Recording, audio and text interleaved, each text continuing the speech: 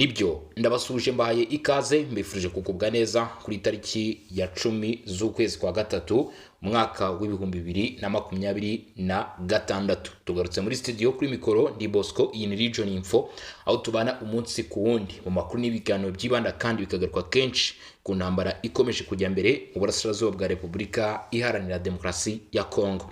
Uyu mwanya dufite amakuru menshi cyane tugiye kuba twagarukaho, ariko munyemerere abantu muri mu gihugu cy'u Burundi, munyemerere abari mu Rwanda, Repubulika Iharanira Demokarasi ya Kongo cyangwa se Kongo Kinshasa, abantu bari muri Canada, Leta Zunze Ubumwe za Amerika mwese, Zambia ndetse n'ahandi bice bigiye bitandukanye, mbasuze kandi mbifurize kugubwa neza tutibagiwe n'abari Zimbabwe, mutugaragariza umunsi kundi ko mudukurikirana mwese ndabasuje kandi mbifurije kugubwa neza. Uyu mwanya rero tukaba dufite amakuru menshi cyane tugiye kuba twagarukaho. Igisirikare cya Leta ya Kongo FARDC cyashyize hasi radio yifashishwaga n'abarwanyi ba M23 ndetse bivuga ko ari n'undi mutwe bakoranaga. Mu by'ukuri iyi radio rero ikaba yashyizwe hasi irashwe rwose n'uruhande rwa Leta ya Repubulika Iharanira Demokarasi ya Kongo. Nyuma yo kwirasa hakurikiyeho iki turaza kubigarukaho. Tureba rero amakuru akomeye cyane, imirwano yumvikanye hafi y'umujyi wa Goma ikomeje kugenda itera impungenge mu baturage. Ibyo mirwano byo bimeze bite kugeza kuri tariki ya 10? Na yahe makuru ari kugaruka ku by'iyi mirwano? Arusha muri Tanzania barasaba ko imirwano ihagarara ku buhina bwiza, imirwano ikomeje guteza ibibazo muri aka karere ka Afurika y'ibiyaga bigari. Umuhanzi w'Umufaransa Lafouine araza kuba ari muri Repubulika Iharanira Demokarasi ya Kongo mu gitaramo serukiramuco, aho aza kuba hari mu rwego rwo kugira ngo ashyigikire ibikorwa byo gushaka amahoro n'umutekano mu burasirazuba bwa Repubulika Iharanira Demokarasi ya Kongo. Abamukunda ndetse n'abamukurikirana cyangwa se abakunda uyu muhanzi Lafouine muze kuba hafi mwumve rero ibijyanye n'igitaramo cye, kuko nabyo turaza kubigarukaho, ariko bifitanye isano n'iyi ntambara ikomeje kujya mbere mu burasirazuba bwa Repubulika Iharanira Demokarasi ya Kongo. Hari igikorwa M23 yatangaje cyo kurekura abagera ku 5,000 izi nyeshyamba zivuga ko zari zarafashe. Croix Rouge rero umuryango mpuzamahanga utabara mu bibazo rwose ukabavuze ko uzaherekeza kugeza i Kinshasa izi mfungwa zigera ku 5,000 zafatiwe ku rugamba kugeza rwose zigeze i Kinshasa. Turaza kubigarukaho nabyo ndetse n'andi makuru afitanye isano nabyo, turebe uko byifashe. Biravuga ko igisirikare cy'u Rwanda cyatangaje ko gishobora gutanga abasirikare benshi cyane bagera no ku 1,000 kubw'umuturage umwe w'u Rwanda. Ibi bisigura ko mu by'ukuri ashobora kuba hari imirwano ihari ishobora gukomeza, ndetse mu gihe koko yabishyigikiwe n'uruhande rw'u Rwanda, cyangwa se bigasobanura intambara mu buryo bumwe se cyangwa ubundi. Turaza kubigarukaho turebe uko byifashe, dore ko ibi byamaze no gushyirwaho umukono cyangwa se byamaze gushyirwa hanze mu byavuzwe n'igisirikare cy'u Rwanda, ariko turaza kubigarukaho nabyo ko byatangajwe na televiziyo y'igihugu cy'u Rwanda. Mu nkuru rero bari bakomeje kugenda batangaza bavuga ko bikomeje kugenda bivugwa no ku gisirikare cy'u Rwanda, aho gisirikare cy'u Rwanda cyakomeje kugenda kivugwa muri iyi minsi kuva hazaho ibihano rero. Ati twakwemera abasirikare 1,000 bakagwa ku rugamba ariko umunyarwanda umwe akabaho. Ibi byavuzwe nande? Uze kuba hafi tubigarukeho nabyo rero kuri izi mikoro za Region Info ndetse n'andi makuru agiye atandukanye. Tuba dufite menshi, ngira ngo murabizi abadukurikirana hagati ndetse no ku musozo no mu ntangiriro hari byinshi tugugezaho, tuba tutakubwiye mu ngingo z'ingenzi kandi byiza kandi cyangwa se bireba buri umwe uwo ari wese aho ari mu bice bigiye bitandukanye. Nyemera rero aya makuru tuhere ku makuru akomeye cyane amaze kuba yamenyekana cyangwa se yakumvikana mu by'ukuri, avuga ku bijyanye n'ibiri kuba ku butaka bw'uburasirazuba bwa Repubulika Iharanira Demokarasi ya Kongo. Hanyuma rero ibi nitumara kubigarukaho tugiye guhera ku bijyanye n'imirwano yavuzwe mu bice mu by'ukuri by'umujyi wa Goma ndetse no mu nkengero zaho. Havuzwe imirwano ikomeye cyane cyangwa se imirwano idasanzwe. Iyi mirwano rero ikaba yakomeje kugenda iteza ibyago ndetse n'icyo twakwita amakuba, iteza ubwoba kuri bamwe, Ibyo rero tukaba tugiye kuba twabigarukaho turebe icyo mu by'ukuri aya makuru yongeye noneho kuba yashyira hanze kuri tariki ya 10. Amakuru avuga ko kuva ku cyumweru mu gitondo kugeza kuri uyu munsi wa none mu ntara Kivu y'Amajyaruguru mu burasirazuba bwa Repubulika Iharanira Demokarasi ya Kongo hakomeje kumvikana urusaku rw'amasasu n'intwaro ziremereye mu duce twegereye umujyi wa Goma. Iyi mirwano ikaba yakomeje kugenda yumvikana cyane cyane muri parike y'igihugu ya Virunga, imwe muri parike nini kandi izwi cyane muri Afurika, ikaba iherereye hafi cyane y'umujyi wa Goma. Imirwano yakomeje kugenda ihumvikana, bihabanye n'ibyavuga ko ari imyitozo. Amakuru aturuka ku baturage n'andi masoko atandukanye avuga ko kuva mu gitondo cyo kuri iki cyumweru humvikana kuva mu gitondo cyo ku cyumweru kugeza na none nejo hashize kuwa mbere humvikanaga ibiturika ndetse n'amasasu y'intwaro zoroheje n'iziremereye.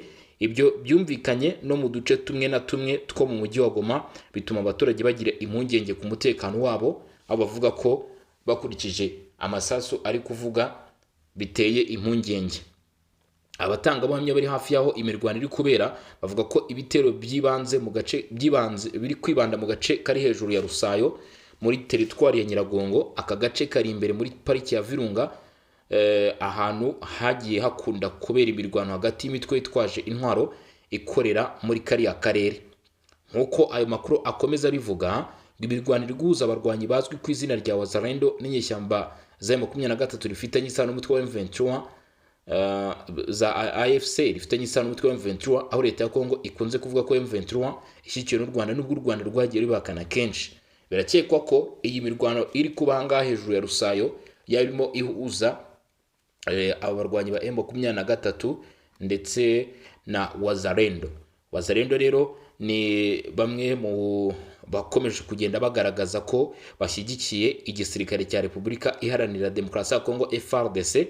Akenshi abarwanyi bivuga ko bagiye baturuka mu mitwe yitwara gisirikare itandukanye, ariko bagafata umwanzuro n'ingamba mu by'ukuri ko bagomba gushyira imbaraga zabo zose mu gushyigikira leta ya Kongo mu bikorwa byo kurwanya M23. Wazalendo rero birakekwa ko ari bo noneho babongeye gutana mu mitwe na M23 hano hejuru ya za Rusayo, nk'uko amakuru ari kutugeraho. Hari impungenge rero kuba tuye Goma, umujyi wa Goma uherereye hafi cyane y'aho imirwano iri kubera. Abaturage benshi bavuga ko bari gukurikiranira hafi uko ibintu byifashe. Bamwe mu baturage bahisemo kuguma mu ngo zabo kubera ubwoba n'impungenge z'umutekano, mu gihe abandi bavuga ko bumvise amasasu ariko bakaba bataramenya neza aho imirwano iri kubera nuko ihagaze.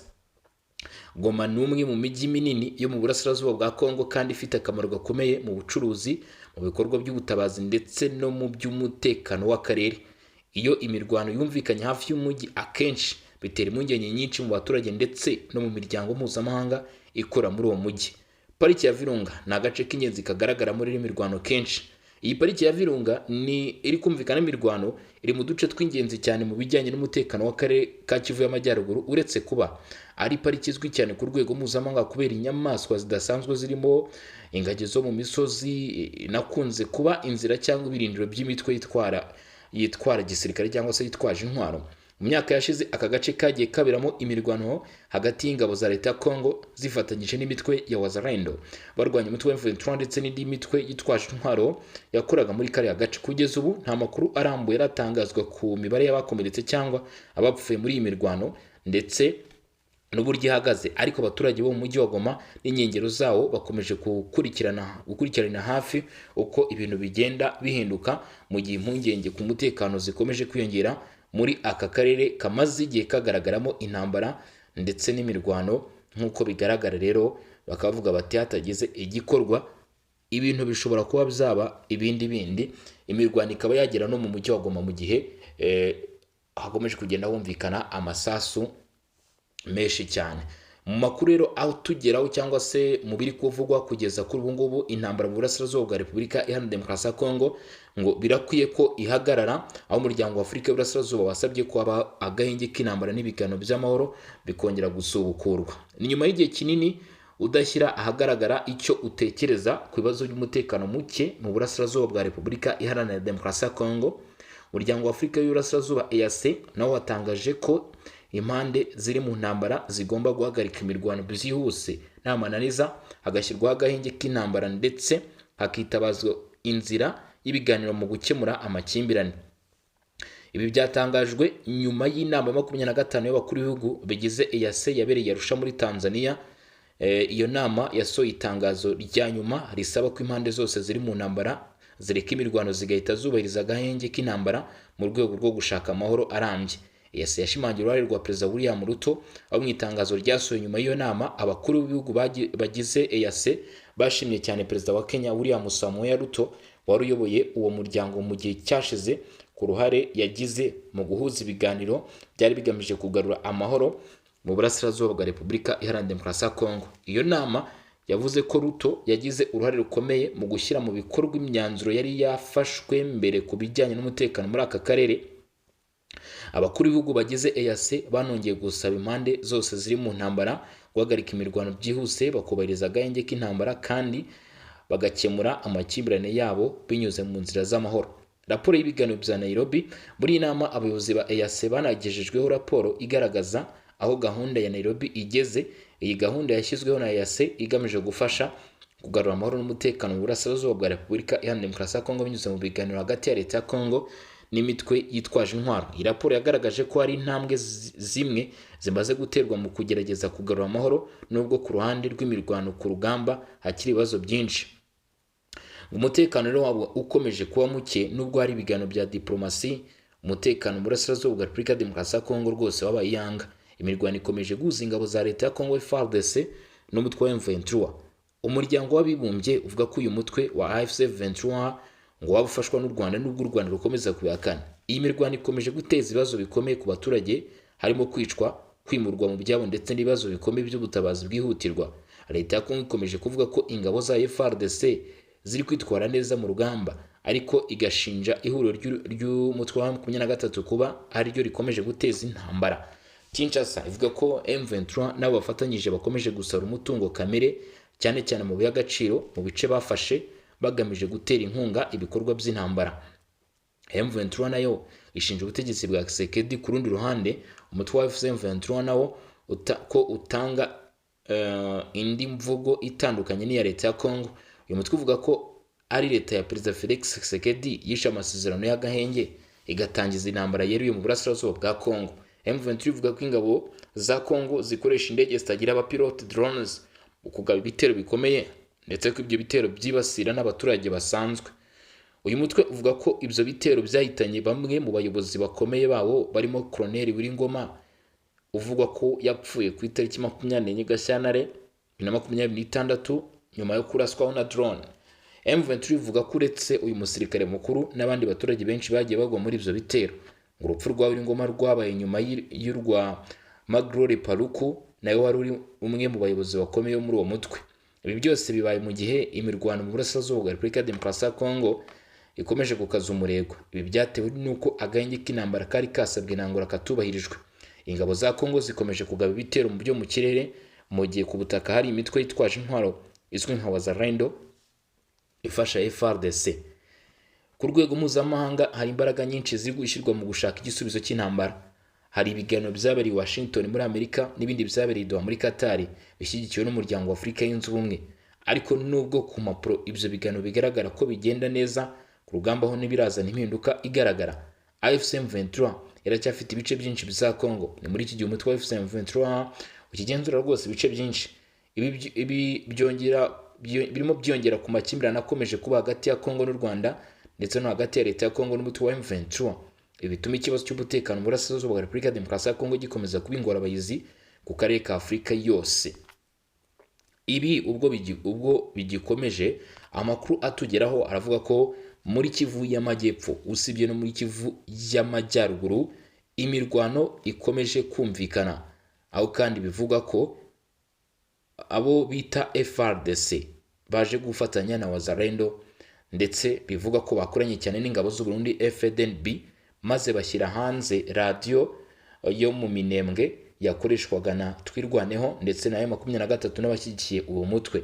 Iyi radio rero bikaba bivuga ko ngo yaje gushyirwa hasi bikekwa ko yongera ubukangurambaga ndetse igatera morale izi nyeshyamba n'andi makuru agiye atandukanye yagendaga atangwa, kuko iyi radiyo yakontororwaga na M23 hamwe na Twirwaneho nk'uko bivugwa.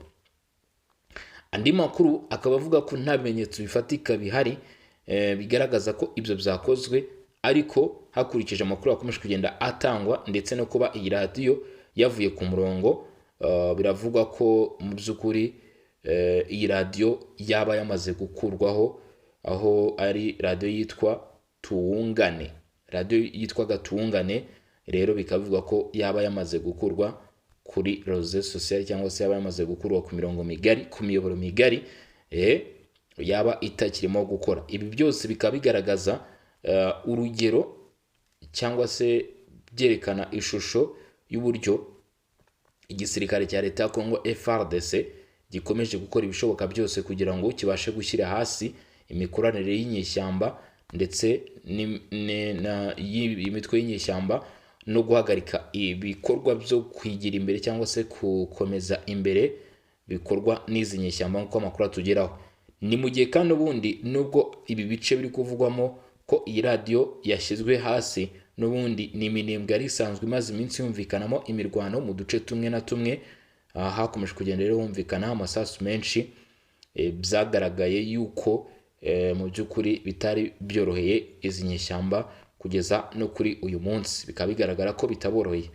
Muri Kivu y'Amajyaruguru ho biravugwa ko, cyangwa se bikomeje gutangazwa yuko muri kilometero zikabakaba kuri 20 hari kumvikana imirwano, kandi igisirikare cya leta ya Congo FARDC bishoboka ko kiri mu bari inyuma y'iyo mirwano, aho bivugwa ko mu by'ukuri nabo bashaka kugera kugarura cyangwa se kugarukana ubuyobozi bw'umujyi wa Goma byanze bikunze, mu gihe ibi byaba bishobotse cyangwa se byaba birimo kugenda bikunda. Rero mwabana mwe, ayo rero mu by'ukuri ni amakuru yo muri Kivu y'Amajyepfo ndetse no muri Kivu y'Amajyaruguru ku mujyi wa Goma, ariko mu by'ukuri n'andi makuru akomeje kugenda amenyekana menshi cyane afite aho ahuriye n'ibibazo. M23 yatangaje ibintu bikomeye cyane byaje gutungura abatari bake. Mbere ko dukomeza, nibutsa abantu gukanda subscribe cyangwa se sabone, kwamaze kubikora bravo. Ibitekerezo cyangwa se inyunganizi nabyo turagenda tubyakira muri comment. AFC M23 ngwira rekura abasirikare ba FARDC barenga 5000 berekezwa Kinshasa. Izi nyeshyamba zibarizwa mu ihuriro ry'uruzi rwa Congo zatangaje ko zarekuye abasirikare barenga 5000 b'ingabo za Repubulika Demokarasi ya Congo zari zarafatiwe ku mirongo itandukanye imirwano mu burasirazuba bw'iki gihugu. Ngo M23 yafashe uyu mwanzuro nyuma y'uko bigaragaye ko hari umuhango wo kubarekura wabereye ku kigo cya gisirikare cya Rumangabo gerereye muri teritwari ya Rucuru mu ntara Kivu y'Amajyaruguru. Ibi ngo byakozwe ku wa mbere tariki 2 Werurwe mu cyumweru gishize. Mu itangazo ryashyizwe ahagaragara n'iri huriro rya AFC M23 rivuga ko abasirikare bashyikirijwe komite mpuzamahanga y'umuryango utabara imbabare kugira ngo ibafashe gusubizwa i Kinshasa mu murwa mukuru wa Repubulika Iharanira Demokarasi ya Congo.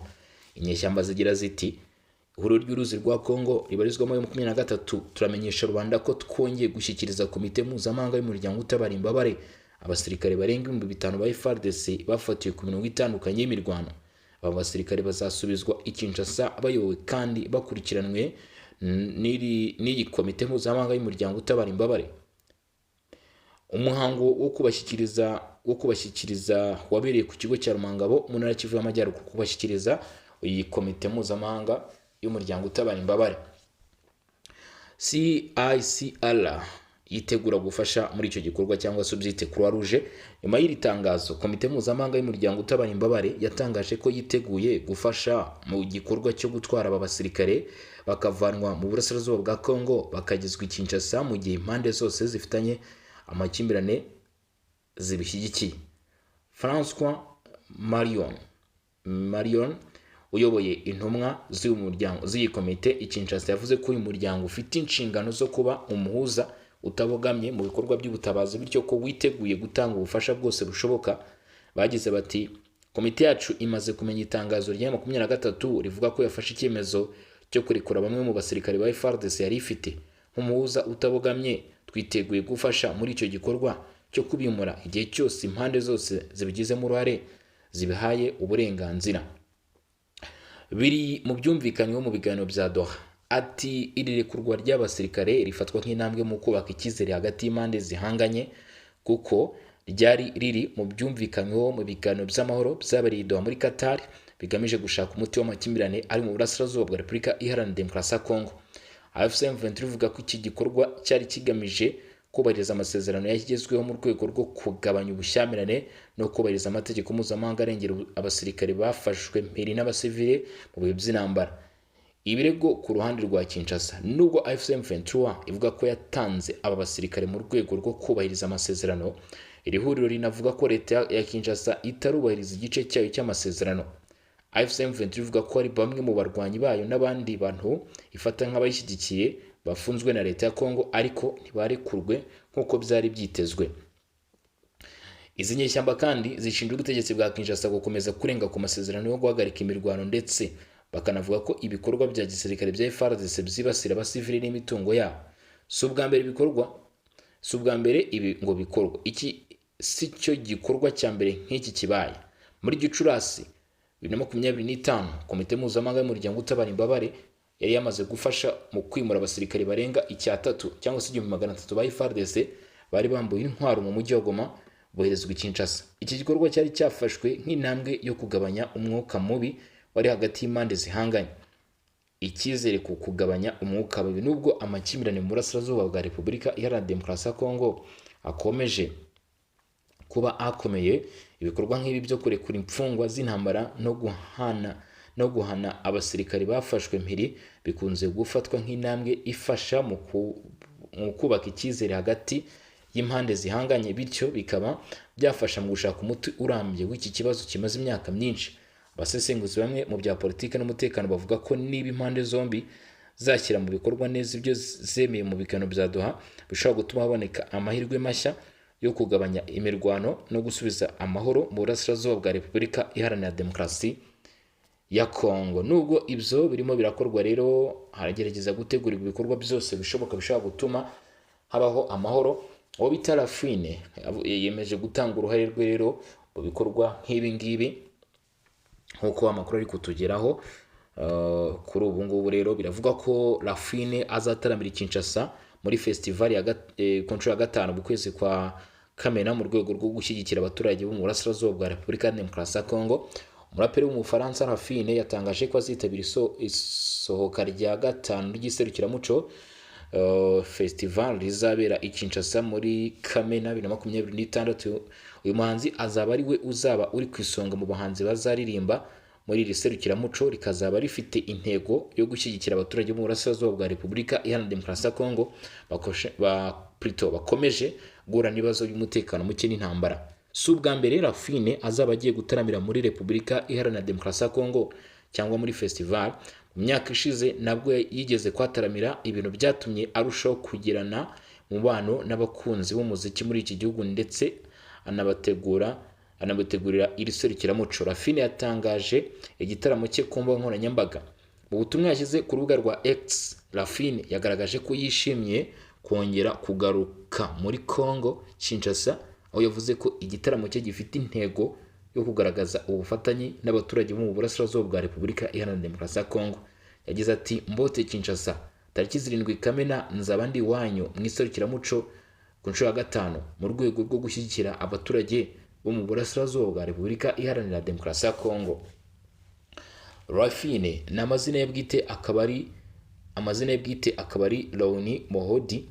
Azataramira n'abandi bahanzi benshi baririmba rap ndetse na slam nk'uko bisanzwe mu ntego z'iri serukiramuco rishyira imbere ubuhanzi bwo kuvuga ubutumwa bugamije impinduka mu muryango. Iri serukiramuco rya 5 rizaba rifite insanganyamatsiko igira iti umugore, amahoro no kwihangana, rikazibanda cyane ku bikorwa by'ubugiraneza. Rafine afite amateka akomeye muri festival, aho Ardo Chebembe washinze akanategura festival yatangaje ko Rafine ari umwe mu bahanzi bagize uruhare mu gutuma iri serukiramuco rirushaho kumenyekana ku rwego mpuzamahanga.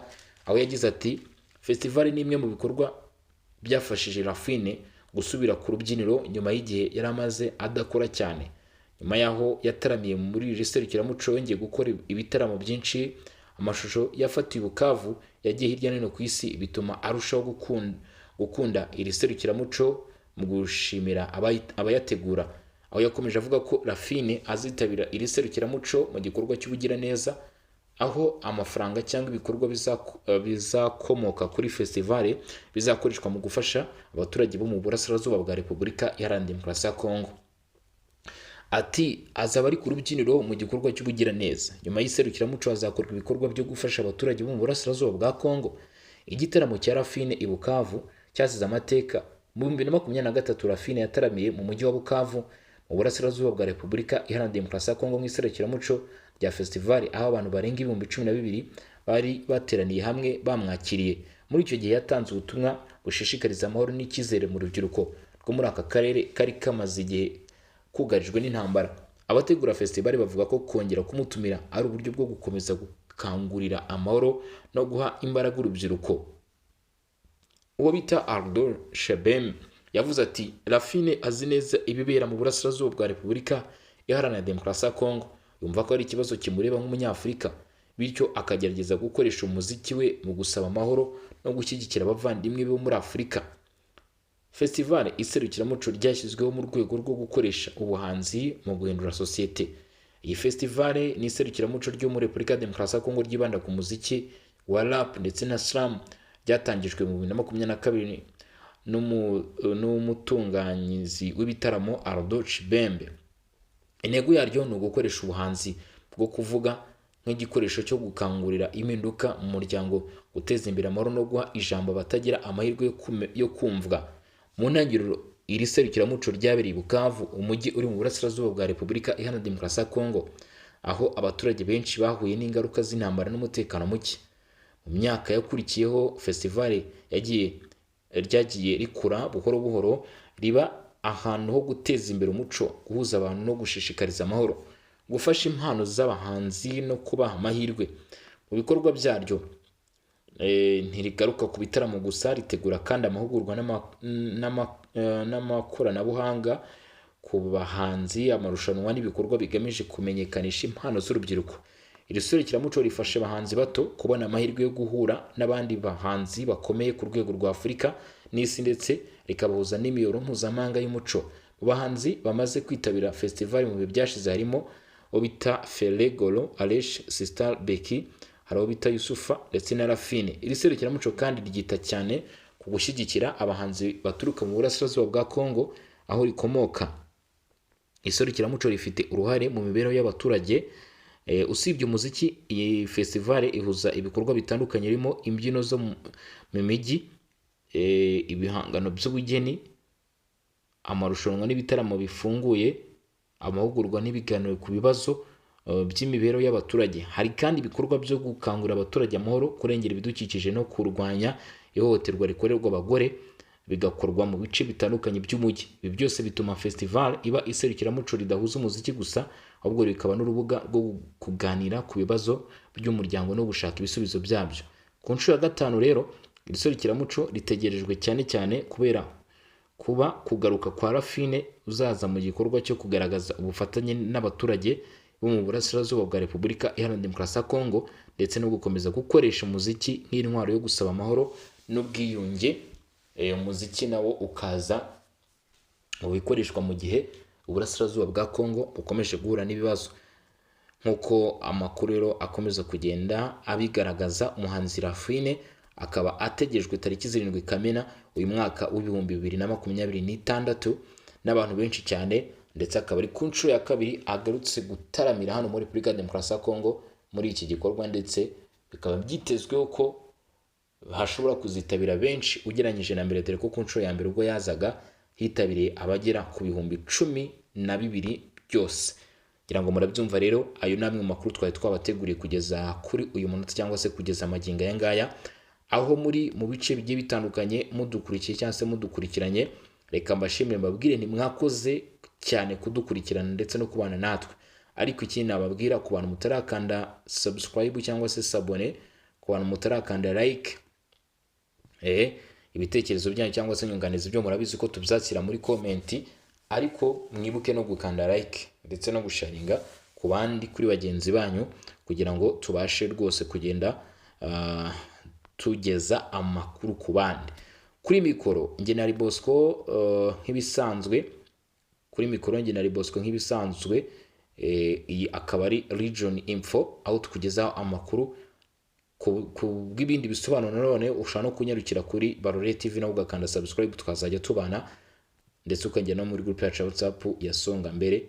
Hanyuma ibindi rero turaza gukomeza kugenda tubikurikirana, turaza gusubira mu masaha ari imbere. Murakoze cyane.